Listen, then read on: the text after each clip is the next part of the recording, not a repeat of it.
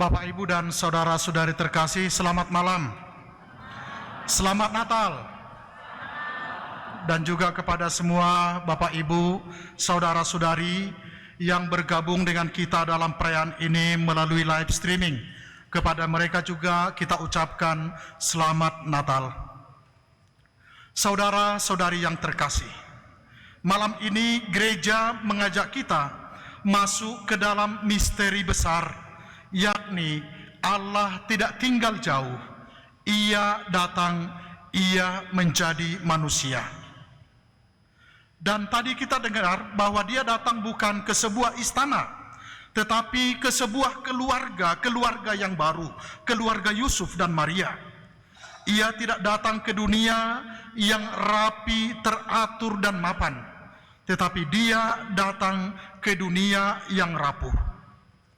Seperti kata Nabi Yesaya yang kita dengarkan tadi dalam bacaan pertama, bangsa yang berjalan di dalam kegelapan telah melihat terang yang besar, terang telah bersinar atas mereka yang diam di dalam negeri kekelaman.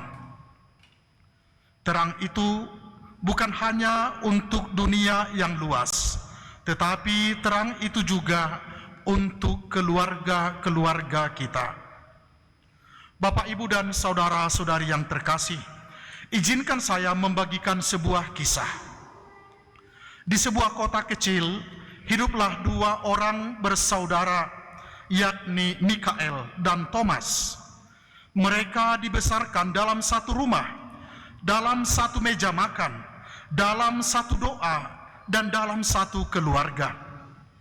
Setiap malam minggu, ayah dan ibu mereka mengajak anak-anak untuk berdoa bersama dan mempersiapkan diri untuk mengikuti misa pada hari Minggu. Rumah itu sederhana, tidak sempurna, tetapi rumah yang hangat. Namun seperti banyak keluarga, luka tidak datang tiba-tiba. Luka sering lahir dari hal-hal kecil yang dibiarkan membesar. Sebuah salah paham, kata yang melukai, kekecewaan yang tidak pernah dibicarakan. Mikael dan Thomas memilih diam atas semuanya. Diam yang awalnya untuk menghindari pertengkaran, namun perlahan-lahan menjadi jurang dan menjadi tembok pemisah di antara mereka berdua yang bersaudara. Benar bahwa mereka masih tinggal dalam satu keluarga, tetapi hati mereka terpisah. Meja makan tetap ada, tetapi sunyi. Doa tetap diucapkan, tetapi tidak ada kehangatan. Menjelang Natal, sang ibu jatuh sakit. Tubuhnya melemah, tetapi hatinya adalah hati dari seorang ibu yang penuh kasih. Dalam nafas yang kian pendek, ia menggenggam tangan kedua anaknya dan berkata, "Ibu tidak minta apa-apa. Ibu hanya ingin kalian kembali rukun. Jangan biarkan luka mengalahkan kasih." Tak lama kemudian, ibu mereka dipanggil Tuhan. Lalu rumah menjadi sangat sunyi. Penyesalan datang terlambat. Kata-kata yang seharusnya diucapkan tidak pernah sempat keluar. Luka yang belum disembuhkan terasa makin berat. Beberapa hari setelah pemakaman, kedua anak itu, Mikael dan Thomas, pergi ke gereja paroki tempat mereka dibaptis untuk merayakan malam Natal. Tanpa janjian, tanpa saling tahu, mereka berdua memutuskan datang. Mungkin karena rindu, mungkin karena rasa bersalah, mungkin karena pesan terakhir ibu terus terngiang-ngiang di telinga mereka. Malam Natal itu, gereja sungguh semarak. Lagu-lagu Natal mengalun lembut, dan dalam homilinya, imam berkata, Yesus lahir bukan ke dalam keluarga yang sempurna, tetapi ke dalam dunia yang rapuh. Ia datang membawa damai, juga bagi keluarga-keluarga yang terluka. Kata-kata itu mengguncang hati Mikael Ia menoleh dan melihat Thomas duduk di beberapa bangku di depannya. Tatapan mata mereka bertemu. Bertahun-tahun diam terasa menyesakkan dada. Saat doa syukur agung dilantunkan oleh imam, mereka berlutut, mereka terdiam. Dan pada saat imam mengajak umat saling memberi salam damai, Mikael pada akhirnya melangkah maju. Ia memeluk adiknya dan berkata lirih, "Aku sangat merindukan kamu. Terlalu lama aku kehilangan kamu."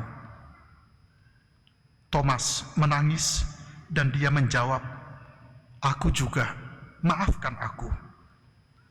Malam itu, Natal tidak hanya dirayakan di gereja, tetapi juga di hati mereka. Luka tidak langsung hilang, tetapi pengampunan mulai bekerja. Inilah realitas yang tidak asing bagi kita, keluarga yang kelihatannya baik-baik saja, tetapi sebenarnya menyimpan luka. Saudara-saudari yang terkasih, dalam Injil tadi kita mendengar, pada waktu itu Kaisar Agustus mengeluarkan suatu perintah, menyuruh mendaftarkan semua orang di seluruh dunia. Dengan kisah ini, kita bisa melihat Allah masuk ke dalam sejarah manusia yang sibuk, ke dalam sejarah manusia yang penuh aturan, ke dalam kehidupan manusia yang penuh tekanan. Dan kita, saya yakin pasti terharu ketika kita mendengar bagaimana Maria serta Yusuf harus berjalan lelah, tidak nyaman, bahkan tanpa tempat yang layak. Dan kita bisa melihat palungan kecil dengan bayi Yesus di sana, yang sungguh-sungguh menggambarkan bahwa Yesus lahir di tengah keterbatasan keluarga manusia. Tetapi Bapak, Ibu, dan saudara-saudari terkasih, justru di sanalah keselamatan itu mulai bekerja. Rasul Paulus menegaskan kasih karunia Allah yang menyelamatkan semua manusia sudah nyata, dan itu nyata di dalam kehadiran Kristus. Kehadiran Kristus bukan hanya menyelamatkan jiwa kita di akhir kehidupan kita, tetapi juga menyembuhkan relasi kita pada hari ini. Karena itu, Natal adalah Allah yang datang untuk memulihkan apa yang telah rusak, untuk memulihkan apa yang telah retak, untuk menyembuhkan luka yang lama dipendam, untuk memberi harapan bagi keluarga yang hampir menyerah. Yesaya berkata, "Sebab seorang anak telah lahir untuk kita, seorang putra telah diberikan untuk kita." Seorang anak, bukan seorang hakim, seorang bayi, bukan seorang penghukum. Dan ia datang dengan kelembutan agar kita berani membuka hati kita untuk menerima Dia. Saudara-saudari yang terkasih, tidak semua keluarga berjalan dalam keadaan yang utuh dan tenang. Ada keluarga yang tampak baik dari luar, tetapi menyimpan kelelahan di dalamnya. Ada percakapan yang tertunda, pelukan yang jarang terjadi kepada anak-anak, dan kebersamaan yang perlahan mulai tergeser oleh berbagai kesibukan. Di beberapa keluarga, kasih tidak hilang, tetapi tertutup oleh luka-luka kecil yang belum sempat dipulihkan. Bukan karena tidak saling mencintai, melainkan karena tidak tahu lagi bagaimana harus mengungkapkannya. Ada juga keluarga yang hidup bersama, namun masing-masing berjuang sendiri. Doa tetap ada, tetapi tidak selalu dibagikan. Harapan tetap menyala, meski redup oleh kekhawatiran dan rasa lelah. Kondisi ini tidak menjadikan keluarga menjadi keluarga yang gagal. Ia hanya menunjukkan bahwa keluarga itu persis seperti iman. Keluarga itu perlu dirawat dengan kesabaran, dengan pengampunan, dan dengan kehadiran yang tulus. Dan justru di ruang-ruang di keluarga-keluarga yang belum sempurna inilah Allah memutuskan untuk hadir, bukan untuk menuntut kesempurnaan, melainkan untuk menumbuhkan kembali cinta yang hampir terlupakan. Dan inilah Natal. Natal bukan pertama-tama tentang dekorasi, hadiah atau pesta. Natal adalah Allah yang masuk ke dalam kerapuhan manusia. Maka Natal berkata kepada kita, Allah tidak menjauh dari luka itu, Ia masuk di dalamnya.